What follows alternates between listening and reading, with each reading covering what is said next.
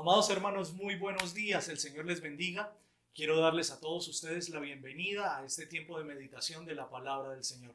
Dios, en su misericordia y en su bondad, nos ha permitido terminar una semana más y hoy, en este primer día de la semana, somos privilegiados de iniciar la mañana, de iniciar el día, de comenzar esta semana de nuevo, alabando el nombre del Señor, refugiándonos en su bendita palabra. Y quiero invitarles que a través de la oración le pidamos a Dios que el día de hoy nos hable a través de su palabra, nos conforte, nos edifique, nos consuele y también exhorte nuestra vida, que nuestra vida pueda ser sacudida por Él a través de su palabra para conducirnos a vivir conforme a su bendita voluntad.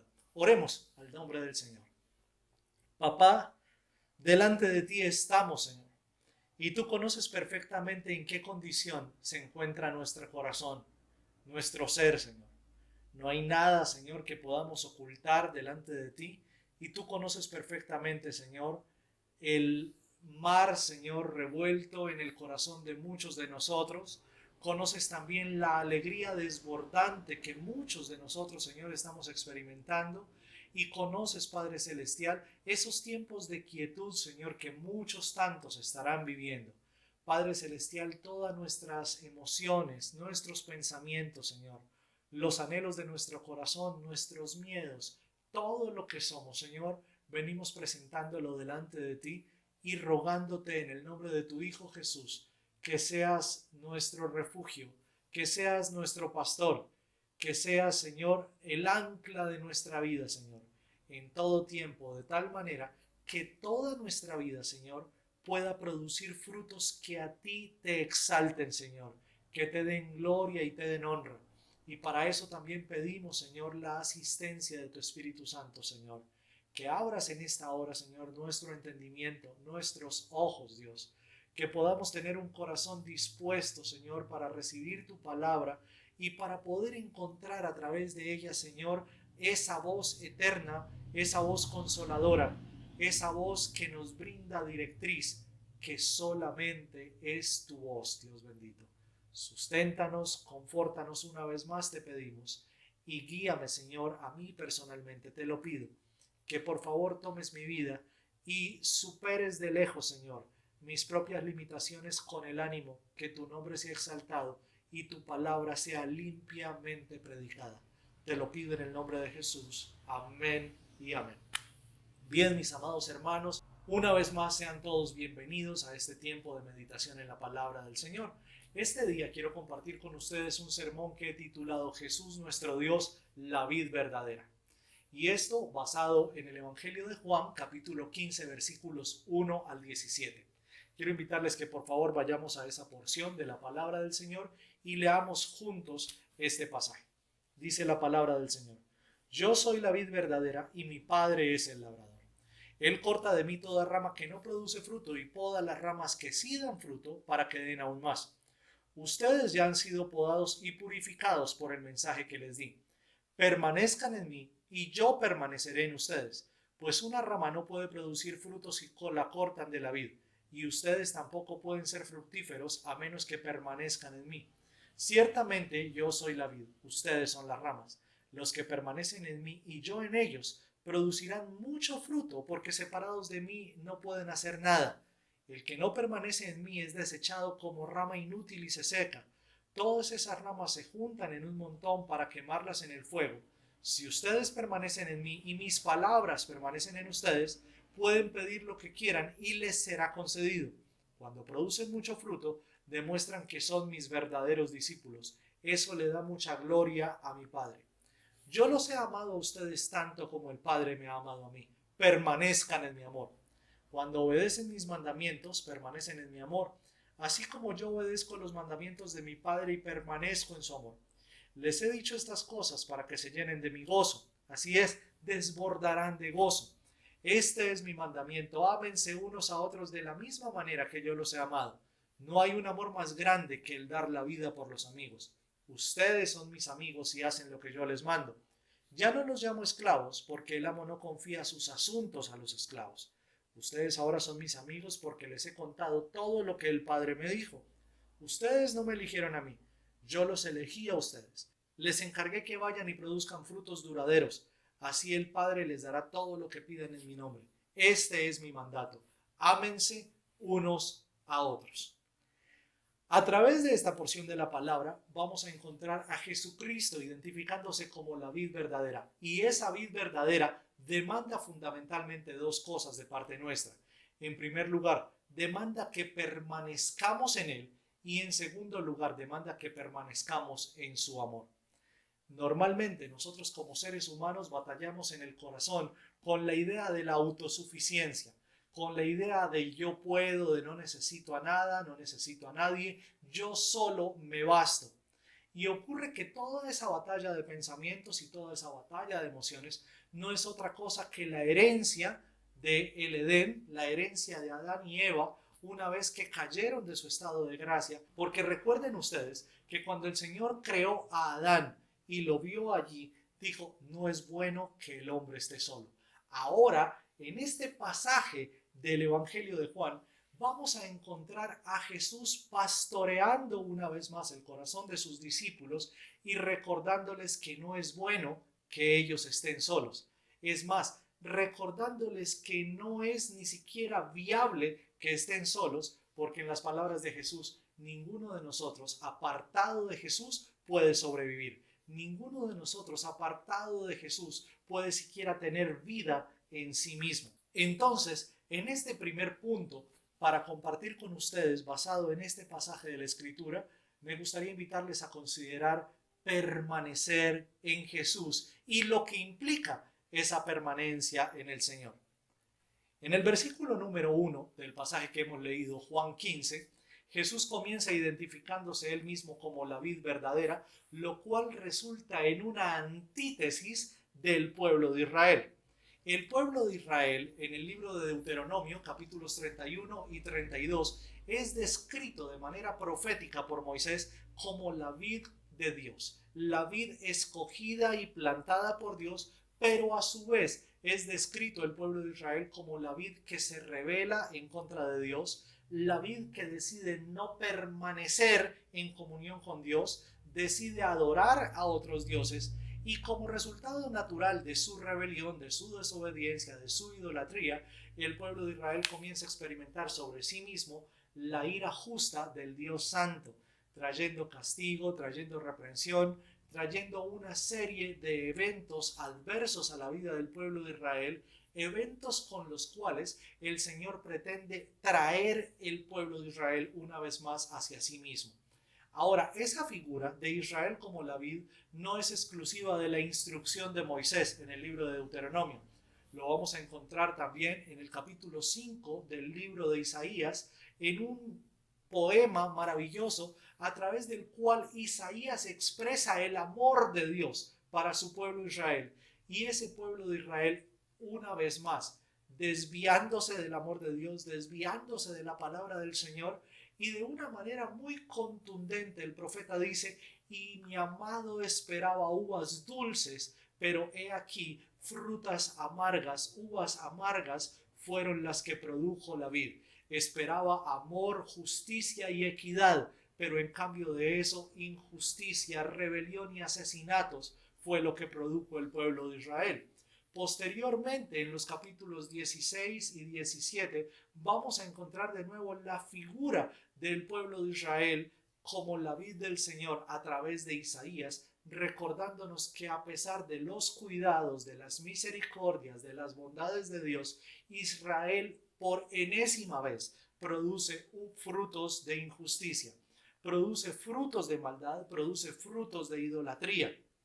Posteriormente, vamos a encontrar también en Jeremías capítulo 2, en los primeros 13 versículos, la mención de Israel como la vid que se aparta del Señor, la vid que se rebela contra su creador, y en consecuencia de esa rebelión el fruto es apenas natural, que sea un fruto amargo, un fruto de injusticia, un fruto de completa maldad.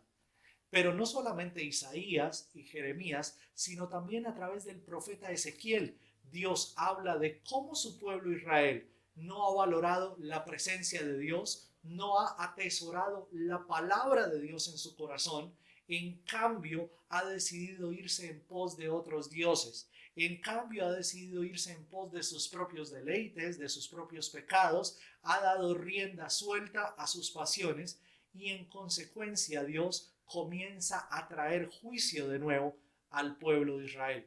Y recién esto que comienza a vivir el pueblo de Israel en época de Ezequiel fue todo lo que profetizó Moisés en Deuteronomio 31 y Deuteronomio 32. Y noten que existe una diferencia de muchos siglos entre estos dos eventos, pero con mucha anticipación Dios le había advertido al pueblo de Israel lo que le ocurriría si decidía irse lejos de la palabra de Dios, lejos de la comunión con Dios, y en cambio de alabarle y de exaltarle a él, decidían alabar y exaltar a ídolos, a falsos dioses.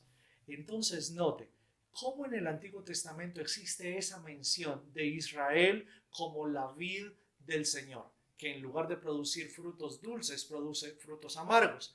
Y por fin, a través de dos profetas menores, como son Oseas y Nahum, Dios promete restauración para esa vid llamada Israel. El Antiguo Testamento termina con un sabor de frustración, con un sabor de labor no cumplida, porque Israel no fue luz a las naciones, porque Israel no testificó a los demás pueblos de la tierra acerca del amor, la misericordia y la justicia de Dios, porque Israel no atesoró la palabra de Dios en su corazón, sino que se fue lejos de la palabra del Señor, porque esa palabra le era obstáculo para pecar, porque esa palabra le recordaba que el amor de Dios demanda fidelidad y demanda exclusividad. Por esa razón el pueblo de Israel decidió hacer caso omiso a la palabra de Dios. Ahora, entonces, en el Nuevo Testamento, Jesús se levanta y se presenta él mismo como la vid verdadera. Es decir, Jesús está diciendo, yo soy la verdadera vid que va a producir frutos dulces por fin. Los frutos que mi padre, el labrador, que escogió a Israel y que esperaba recibir esos frutos de Israel, ahora yo los voy a producir. Porque por fin Jesús ha amado al Padre, ha atesorado la palabra del Padre, ha vivido conforme a la voluntad del Padre, y de todo eso entonces Jesús puede decir, los frutos de mi vida son frutos que exaltan al nombre de mi Padre. De esa manera Jesús se presenta como la antítesis del pueblo de Israel. El pueblo de Israel en ese sentido es toda la rebelión, es toda la idolatría, es toda la maldad, a pesar de haber recibido las bondades de Dios. Jesucristo, en cambio, es la fidelidad, el amor, la bondad, la justicia de Dios encarnadas en respuesta también al amor, a la justicia y a todas las bondades de Dios derramadas sobre su Hijo. Recuerden ustedes las palabras del Padre Celestial el día cuando Jesús fue bautizado por Juan en el río Jordán. Este es mi Hijo amado, el cual produce mucho deleite en mi corazón. Eso mismo era lo que Dios quería que el pueblo de Israel produjese en su corazón. Israel no lo pudo hacer, ahora Cristo por fin sí lo hace. Dice, mi Padre es el labrador. Y ese labrador, dice el texto, corta toda rama que no produce fruto y poda las ramas que sí producen fruto para que entonces produzcan aún más. Y entonces Jesús no solamente se presenta él mismo como la vid verdadera, sino nos presenta al Padre Celestial como el labrador que corta las ramas inútiles y en cambio poda las ramas fructíferas para que éstas sigan produciendo más y más fruto. ¿Cuál es el instrumento utilizado por Dios en esta parábola viviente, en esta parábola que Jesús usa para representarse a sí mismo? ¿Cuál es el instrumento usado por Dios para limpiar entonces esa vid? Dice el versículo 3, ustedes ya han sido podados y purificados por el mensaje que les di. El instrumento purificador de las ramas, de los pámpanos, es la mismísima palabra de Dios. Recuerden ustedes, hace 8 días hacíamos un paralelo entre las palabras de Jesús pastoreando el corazón de sus discípulos y el llamado de Dios para Josué, invitándole a permanecer en la palabra del Señor, de día y de noche, invitándole y exhortándole a guardar todas las palabras contenidas en la instrucción de Moisés, porque sería la única manera en que Josué y todo el pueblo de Israel podrían entrar y tomar posesión de la tierra prometida. Ahora Jesús está diciendo, el instrumento no ha cambiado. El instrumento de purificación para el pueblo de Israel y para la iglesia sigue siendo el mismo, la palabra de Dios. Entonces usted y yo como hijos de Dios, usted y yo como pámpanos, como ramas de esa vid, necesitamos permanecer en comunión con la palabra del Señor, porque es la palabra de Dios la única que puede producir en nosotros la limpieza requerida para que produzcamos asimismo los frutos que exaltan el nombre de Dios. Jesús continúa en el versículo 4 afirmando, permanezcan en mí y yo permaneceré en ustedes. Pues una rama no puede producir frutos si la cortan de la vid, y ustedes tampoco pueden ser fructíferos a menos que permanezcan en mí. Ciertamente yo soy la vid y ustedes son las ramas. Los que permanecen en mí y yo en ellos producirán mucho fruto, porque separados de mí nada pueden hacer. A través de estos versículos, Jesús nos da las razones de peso, las razones fundamentales por las cuales usted y yo debemos permanecer en comunión con Cristo. Y esa comunión con Cristo, lejos de lo que muchas personas piensan, no es una comunión abstracta, no es una comunión etérea, sino que esa comunión está dada en términos de vitalidad, está dada en términos de la vida que Jesús produce en nosotros. Permanezcan en mí y yo permaneceré en ustedes. Luego aquí está hablando Jesús acerca de una comunión, ¿verdad? Donde nosotros permanecemos en Él recién por la voluntad de Él, de habernos tomado y habernos hecho suyos para que seamos hijos del Padre Celestial. Entonces no somos nosotros los que de nuestra propia voluntad estamos decidiendo entonces permanecer en Jesús. Nosotros apenas estamos respondiendo a la iniciativa divina de habernos llamado para sí mismo. Estábamos muertos y Él nos llamó a vida. Estábamos condenados y Él nos llamó a salvación. Y ahora cuando usted y yo aceptamos estar en permanente comunión con Dios, estamos apenas respondiendo a ese llamado que Jesús nos ha hecho. Y note lo siguiente, es imposible que una rama pueda producir fruto si permanece alejado del Señor. Hace ya por lo menos unos meses, 3 meses quizá, hablábamos acerca del ateísmo funcional, lo cual implica que yo asisto a la iglesia, participo de la reunión, participo de un estudio bíblico, he aprendido a hablar usando la jerga evangélica, pero realmente mi corazón no está persuadido de la necesidad de Dios, mi corazón no está persuadido del amor, de la gracia, de la bondad de Dios expresadas en su palabra, y mucho menos he llegado a reconocer a Cristo como Señor y Salvador de mi vida. En ese sentido, cuando yo participo de una reunión, pero no reconozco en términos prácticos a Cristo como Señor de mi vida, realmente estoy viviendo alejado del Señor. Soy una rama alejada del Señor. Y una rama alejada de la vid es una rama que no puede ser fructífera. Y recuerde usted, si no produce frutos, esa rama es cortada y posteriormente echada al fuego. Jesús dice también en el verso 5, ciertamente yo soy la vid y ustedes las ramas. Y a través de esta expresión, Jesús está recordándonos quién depende de quién. Tendemos a pensar que cuando nosotros nos congregamos, cuando nosotros asistimos a la iglesia, le estamos haciendo un favor a Dios. Ay, mire, hoy le hice un favor a Dios al congregarme. Y usted dirá, pastor, pero ¿quién piensa de esa manera? Mire, son muchas las personas que piensan que congregarse, que asistir a la iglesia, que dar una ofrenda es hacerle un favor a Dios, cuando en realidad lo que estamos haciendo es siendo bendecidos por Dios cuando nos congregamos, cuando hacemos parte del cuerpo de Cristo que se llama la iglesia. No es Dios el que se favorece por nosotros, somos nosotros los que resultamos favorecidos por la gracia y la misericordia de Dios.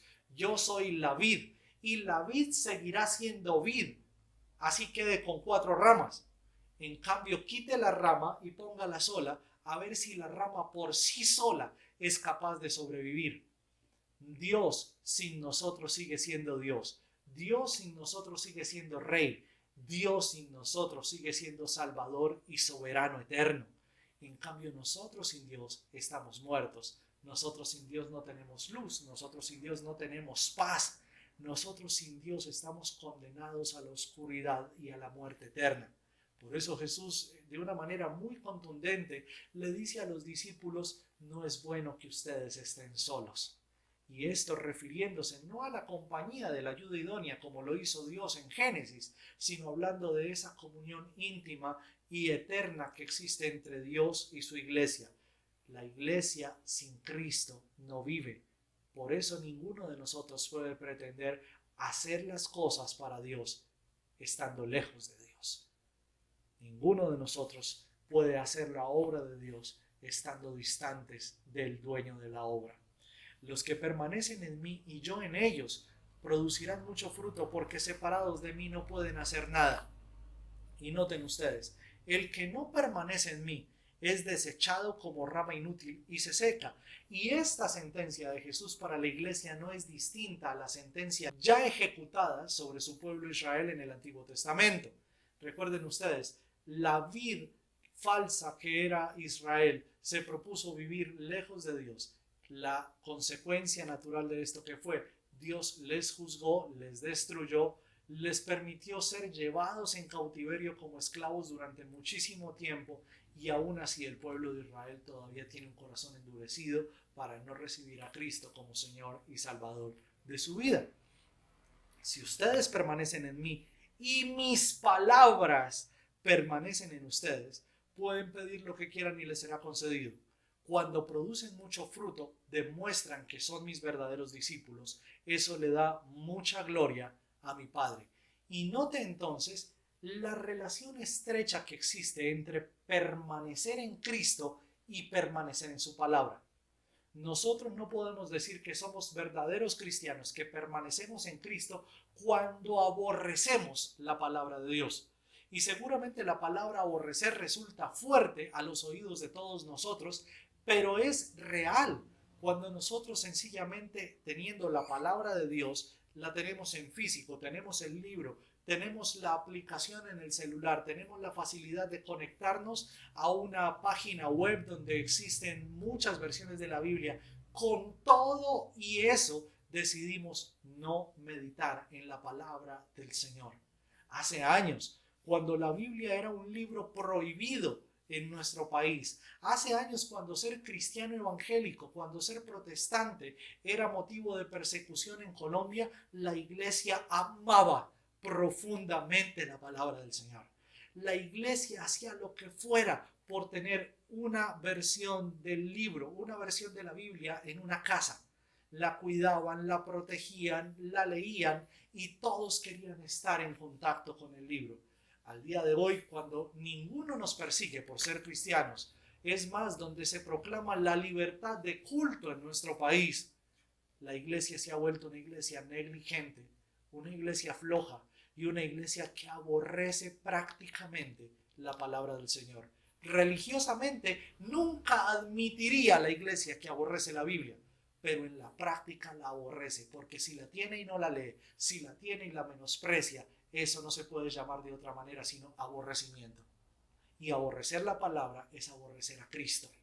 Y eso significa que entonces su vida está comportándose como una rama que no produce fruto y que es cortada por el Padre Celestial. Este es un llamado para recordar que no podemos estar solos, porque Cristo es la fuente de vida. Pero además, que en este propósito de estar con Cristo, Él nos ha dado el llamado para exaltar el nombre del Padre Celestial al producir mucho fruto. Y ese fruto es, en primer lugar, la obediencia que debemos a su bendita palabra. De esa manera, dice Jesús, estaremos dando mucha gloria al Padre Celestial. El asunto, amados hermanos, es que ninguno de nosotros puede obedecer lo que no conoce. Y si somos una iglesia analfabeta bíblicamente, jamás podremos obedecer la voluntad de Dios. Porque muchos se han conformado con reunirse, muchos se han conformado con cantar, muchos se han conformado con participar de la cena, haciéndolo indignamente.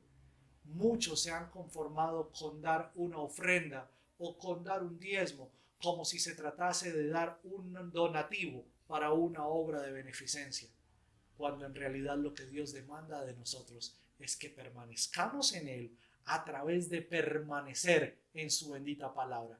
Y solo de esa manera estaremos exaltando el nombre de nuestro Padre Celestial. Ahora esto habla de la permanencia en Cristo, pero Jesús no solamente nos invita a permanecer en Él, pero también a permanecer en su amor.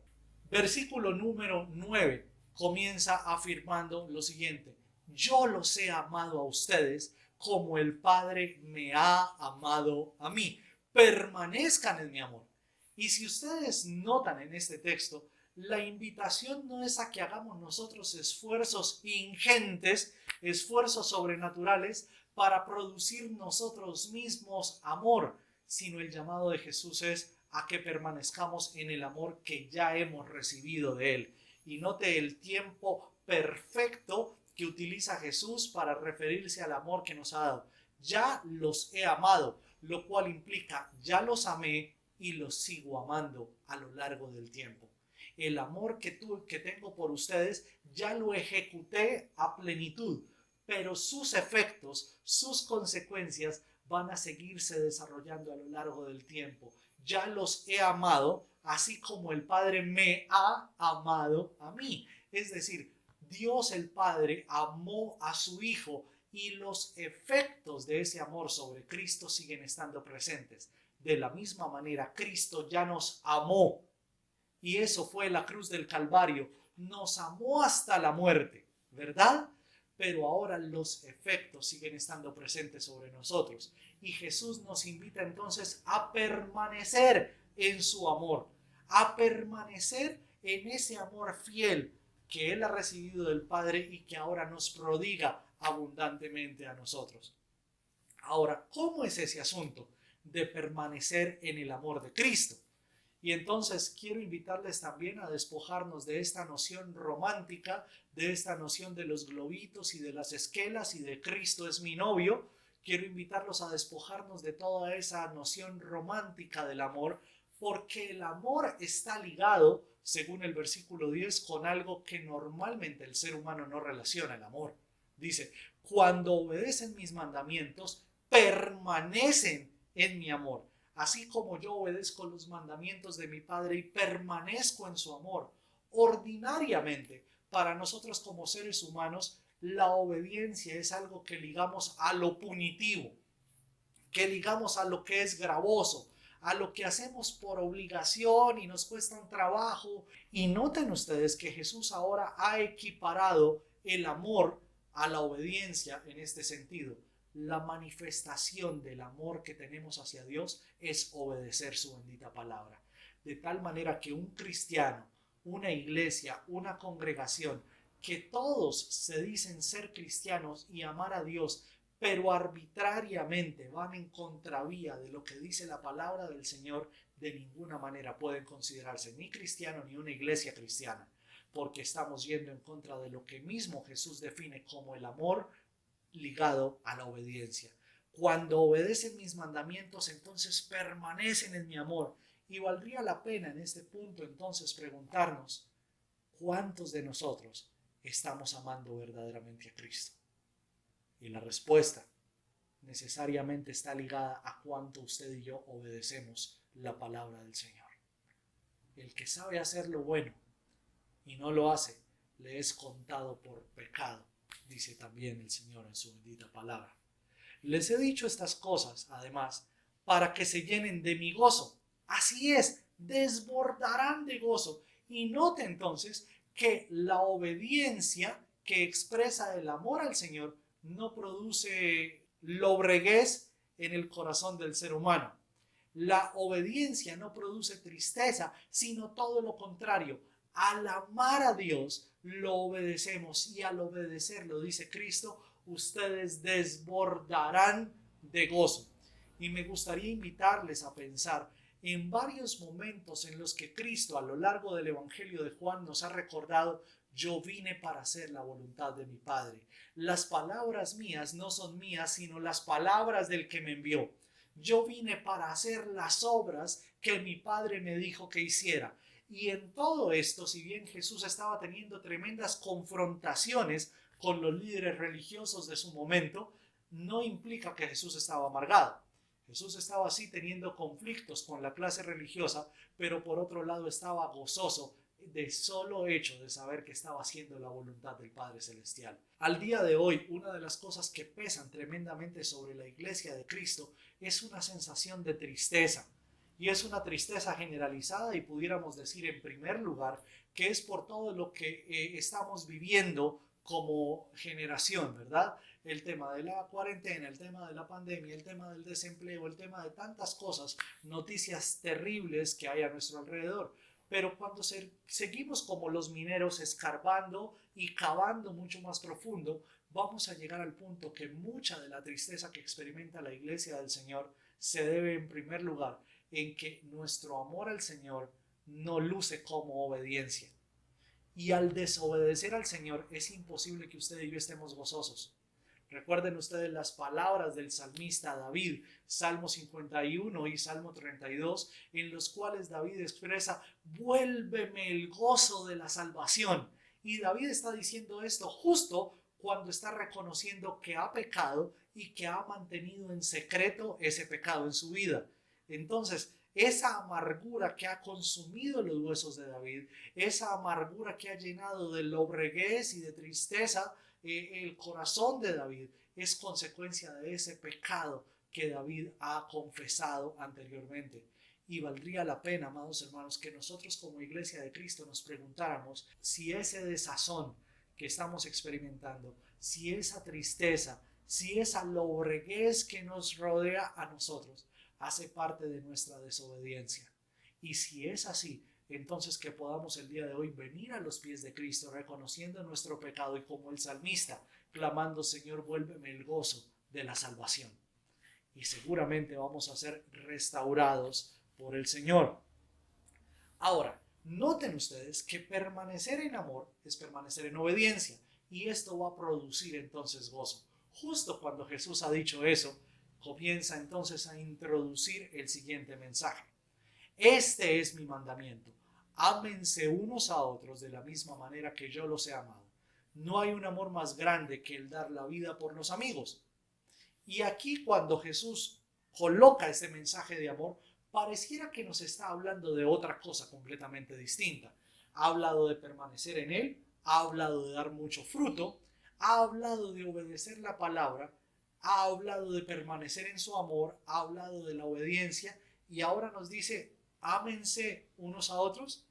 Pues, amados hermanos, el fruto que exalta el nombre de Dios no es otra cosa que el amor fraternal que debe existir en medio de su iglesia, y de la iglesia irradiarlo hacia los que todavía no conocen el Señor. Qué maravilloso y agradable cuando los hermanos conviven en armonía, pues la armonía es tan preciosa como el aceite de la unción que se derramó sobre la cabeza de Aarón, que corrió por su barba hasta llegar a su túnica. La armonía es tan refrescante como el rocío del monte Hermón que cae sobre las montañas de Sión, y allí el Señor ha pronunciado su bendición, incluso la vida eterna. Entonces noten que esto que Jesús está diciendo, ámense los unos a los otros, tiene plena conexión con lo que recién ha venido diciendo: permanezcan en mí y permanezcan en mi amor, fructifiquen abundantemente para que en ese fruto abundante el nombre de Dios sea exaltado. No hay otra manera en que la iglesia puede evidenciar que ama a Dios, sino cuando la iglesia experimenta amor mutuo entre hermanos. Y esto es un llamado una vez más a la reconciliación. Esto es un llamado una vez más al perdón. Esto es un llamado una vez más a encarnar lo que también el mismo Juan, escribiendo la primera carta, nos dice: es imposible que uno de nosotros diga que ama a Dios, pero aborrece a su hermano. Porque si no puede amar a su hermano al que ve, ¿cómo va a amar a Dios al que no puede ver? Y note entonces que el fruto del cual Jesús nos ha estado hablando desde el versículo 1 de este capítulo hasta el momento está íntimamente ligado con el mandato que ahora nos entrega. Este es mi mandamiento: ámense los unos a los otros. Y note la vara de medir. de la misma manera como yo los he amado. Esto implica, en primer lugar, sí un amor sacrificial, sí un amor que da la vida por sus amigos, tal como Jesús lo dice en el versículo siguiente: no existe mayor amor que uno que da la vida por sus amigos. Pero recuerden también cómo Jesús ha definido el amor anteriormente. El amor se da en términos de obediencia a la palabra del Señor. Y si verdaderamente nosotros hemos de obedecer a la palabra del Señor, también estamos llamados a perdonarnos los unos a los otros y amarnos los unos a los otros. Ahora, noten ustedes que en este texto, a partir del amor y de la entrega sacrificial de Jesús, existe un cambio de vínculo en la manera como Jesús quiere que nos relacionemos con Él. Ya no los llamo esclavos, otra traducción podría decir ya no los llamo siervos, la traducción literal es esclavos, porque el amo no confía sus asuntos a los esclavos. Ustedes ahora son mis amigos porque les he contado todo lo que el Padre me dijo. Es decir, ahora usted y yo nos relacionamos con Cristo en términos de amistad. Y me gustaría invitarles a pensar de una manera amplia en este sentido, porque seguimos siendo siervos, seguimos siendo esclavos, pero ahora, además de ser esclavos, somos amigos. Y es más, Jesús nos llama que somos sus hermanos porque somos hijos del mismo Padre. Ahora, este vínculo implica una relación de amor fraternal donde Jesús nos ha amado a nosotros para que también nosotros podamos amarnos entre todos nosotros. Y Jesús nos ha amado conociendo lo que somos, sabiendo nuestro potencial de pecado, conociendo nuestro potencial de rebelión y de maldad. Aún así ha decidido amarnos para transformarnos. Y de esa manera estamos llamados nosotros también a amarnos los unos a los otros. Jesús además dice: ustedes no me eligieron a mí, yo los elegí a ustedes y les encargué que vayan y produzcan frutos duraderos. Así el Padre les dará todo lo que pidan en mi nombre. Y este es mi mandato una vez más: ámense unos a otros. De esta manera, Jesús está recordando a sus discípulos la elección soberana que ha hecho sobre ellos, pero también sobre todos los que hacemos parte de la Iglesia de Cristo. Ninguno de nosotros ha llegado a los pies de Cristo por iniciativa propia. Fue Cristo el que nos eligió para que llegáramos a ser hijos del Padre, para que llegáramos a ser miembros de la familia de la fe. Nos llamó para darnos salvación y vida eterna. Nos llamó Él para permanecer en Él y para permanecer en su amor. Esas dos cosas de nuevo implican obedecer la palabra y en resultado recibir el gozo eterno que solamente Cristo puede darnos. Jesús termina esta porción de aliento al corazón de sus discípulos recordándoles el imperativo: ámense los unos a los otros. ¿Por qué razón?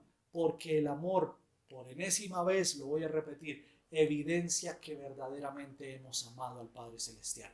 Pero además, una iglesia que se ama a sí misma, un grupo de hermanos en la fe que se aman entre ellos, son una iglesia fortalecida para poder soportar los embates de un mundo que no ama a la iglesia, de un mundo que no ama a Dios y de un mundo que no va a ahorrar esfuerzos para manifestar el profundo desprecio que tiene por Dios, por su palabra y por su iglesia. De esa manera, Cristo nos invita entonces a permanecer en su amor, a permanecer arraigados en Él. ¿Qué tal si con esa convicción nos acercamos el día de hoy a la mesa del Señor para deleitarnos en la persona de Cristo, para deleitarnos en su amor, en su palabra y para recibir también a través de su Espíritu Santo el fruto de gozo que llene nuestro corazón? Demos gracias al Señor por su palabra y preparemos nuestro corazón para recibir la cena del Señor. Padre, bendecimos y alabamos tu nombre por tus misericordias y por tus bondades. Gracias porque tú eres la vid verdadera y nos escogiste soberanamente para que llegásemos a ser tus ramas, tus pámpanos. Señor, haznos permanecer,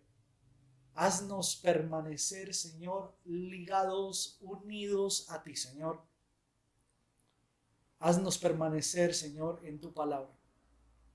Te pido, Señor, que a través de tu Espíritu Santo despiertes en el corazón de cada uno de nosotros hambre y sed por tu palabra, Señor. De tal manera que podamos conocer tu voluntad. De tal manera, Señor, que podamos discernir, Señor, lo que tú anhelas de la vida de cada uno de nosotros. Y en consecuencia, Señor, podamos también vivir para dar fruto que exalte el nombre del Padre Celestial. Fruto de obediencia y fruto de amor, Señor. Clamo, Padre Celestial, que nuestro corazón sea abierto para recibir el amor que viene de ti, Señor. Como seres humanos y como hijos de nuestra generación, Señor, seguramente que estamos más acostumbrados a recibir desprecios, a recibir desplantes, a recibir expresiones de odio y de violencia. Pero tu palabra nos dice, permanezcan en mi amor. Reciban el amor que les he dado, así como yo recibo el amor que el Padre me ha dado. Señor, hoy de una manera dócil y de una manera abierta decimos, necesitamos recibir tu amor, Señor. Señor, necesitamos vitalmente recibir tu amor.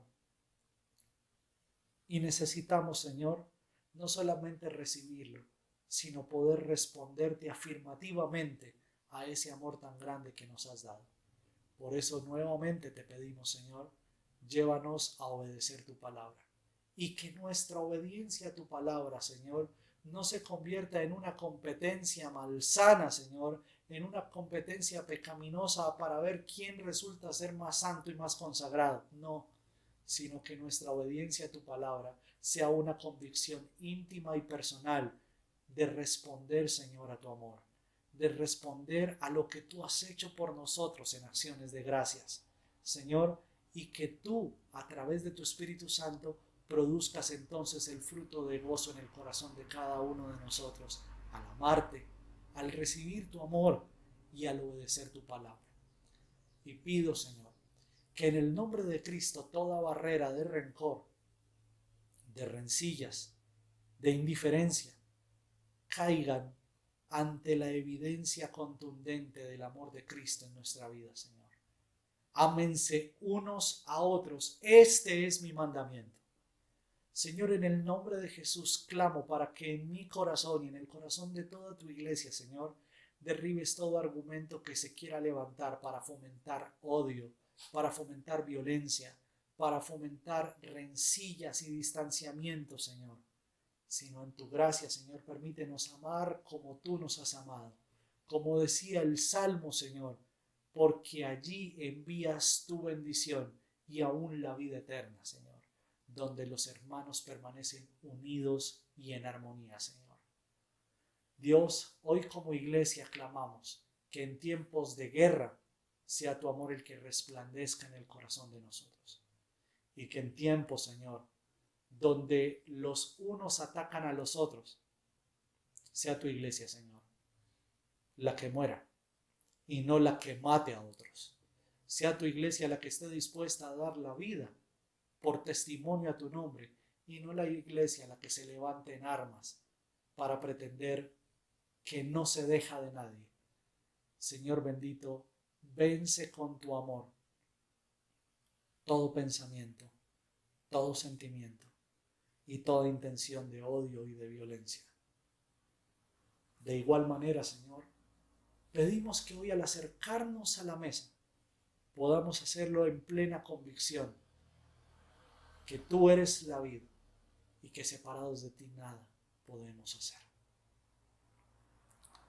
Amados hermanos, yo quiero invitarles que ahí donde ustedes se encuentran, si ustedes han creído en Cristo como Señor y Salvador de su vida, si han rendido su vida en obediencia a Él, entonces por favor tomen en sus manos el pan y la copa. El pan y la copa al día de hoy simbolizan para nosotros el cuerpo y la sangre de Cristo, molidos y humillados para nuestro perdón y salvación. El cuerpo de Cristo ha sido dado para que nosotros por siempre podamos recordar el sacrificio de Cristo, pero podamos también anunciar hasta que Él venga, que regresará por su iglesia un día y nos levantará en las nubes para recibirlo a Él en gloria y majestad.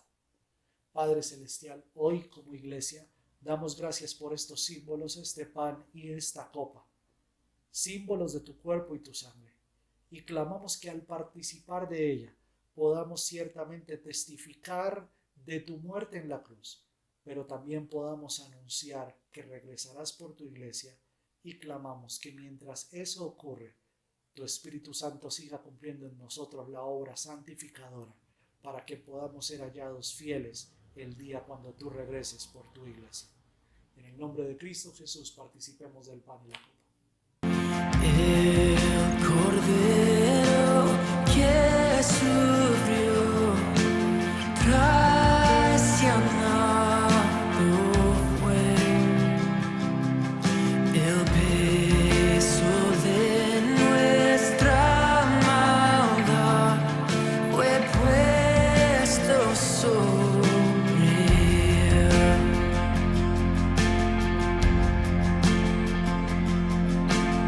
En silencio soportó dolor y humillación,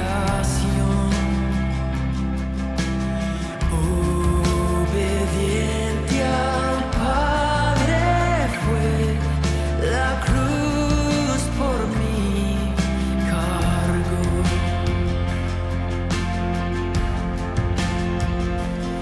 En aquella cruz me salvaste, derramaste allí tu amor.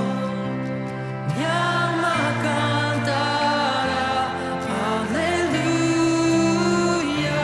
gloria y honra a ti, Señor.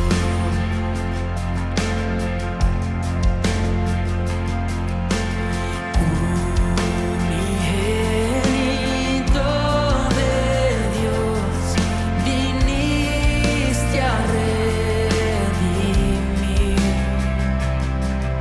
y perdonar a todo aquel que se acerca a ti. En aquella cruz me salvaste, derramaste allí tu amor. Mi alma cantará, aleluya, gloria y honra a ti, Señor. Señor, hoy nos rendimos ante ti, reconociendo no somos autosuficientes. Apartados de ti nada podemos hacer. Hoy nos rendimos a ti reconociendo que tú eres la vid verdadera y el Padre Celestial es el labrador. Gracias por tu palabra que nos limpia y haznos volver, Señor, cada día en obediencia hacia ti, en obediencia a tu amor y a tu bendita palabra, y en obediencia, Señor, como evidencia a este mundo de que verdaderamente somos tu iglesia. Llévanos a amarnos los unos a los otros. Llévanos a amarnos y a perdonarnos. Llévanos a amarnos y como resultado de ese amor, quitar de nosotros toda conducta que se constituya en un ataque al otro, en una agresión al otro, en una ofensa, en un daño a nuestros hermanos. Te pido, Padre Celestial, que hagas fructificar tu palabra en la vida de cada uno de nosotros y que ciertamente nuestra vida pueda ser de gloria y honra a tu bendito nombre. Todo esto, Señor, lo pido en el nombre del Padre y del Hijo y del Espíritu Santo. Amén y amén. Amados hermanos, el Señor les bendiga, que acaben de pasar ustedes un lindo domingo en compañía de su familia. Que Dios les guarde y hasta una próxima ocasión cuando podamos reunirnos de nuevo para seguir meditando en la grandeza de nuestro buen Dios. Hasta pronto.